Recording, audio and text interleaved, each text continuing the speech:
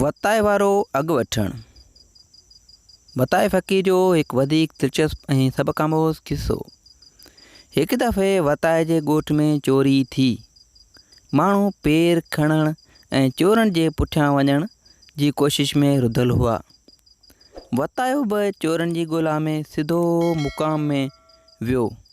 उते वञी वेही रहियो। किन माण्हुनि पुछियसि त फ़क़ीर हिते छा वेठो करीं? चयाईं त चोरनि जो अॻु अची वरितो अथमि। नेठि त हेॾां ईंदा भॼी केतिरो भॼंदा।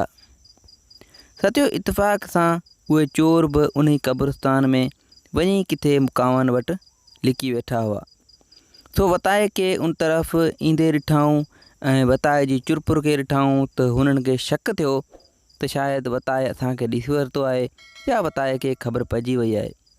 सो उहे चोर आहिस्ता आहिस्ता खिसकी अची वताए जे वेझो थिया ऐं चयऊं त फ़क़ीर माठ मेठ में ही चोरी वठि, पर असांजी जान छॾ ऐं कंहिंखे असां बाबति न ॿुधाइजांइ।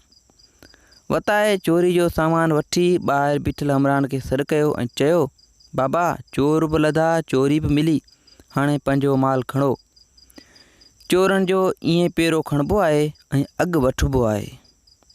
सचो उमेद आहे त हिन किस्से मां तव्हांखे ॻाल्हि सम्झ में अची वई हूंदी। वधीक वीडियोज़ जे लाइ असांजे चैनल खे सब्सक्राइब कंदा।